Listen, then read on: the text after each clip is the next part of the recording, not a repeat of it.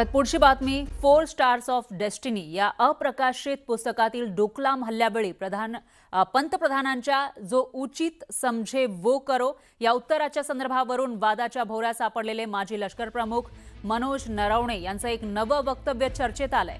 काल TVJA या television पत्रकारांच्या संघटनेच्या कार्यक्रमात बोलताना त्यांनी नवा बॉम्ब फोडला.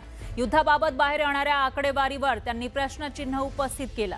युद्धाच्या माहितीमध्ये पाकिस्तान सांगत असलेल्या नुकसानीचा आकडा अर्धा करा, आपल्याकडून सांगितला जात असलेला दुप्पट करा, तरच खरी परिस्थिती समजेल असं ते म्हणाले. 1971च्या युद्धावेळी वायुदलातले आपले वडील हे आपल्याला सांगायचे, आताही तशीच परिस्थिती आहे असं नरवणेंनी सांगितलंय.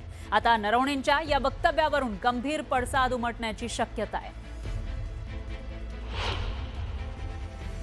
काही मी पेपर वाचायचं उत्सुकताने की पाकिस्तानचं किती नुकसान झालंय, किती विमानं पडली आहेत, किती आपण एरिया आपल्या ताब्यात घेतलंय. तेव्हा माझे वडील सांगायचे की जे काय तू वाचतोय पेपरमध्ये ते पाकिस्तानचं अर्ध कर आणि आपलं दुप्पट कर, आणि मग खरं जे काय आहे ते पुढे येईल.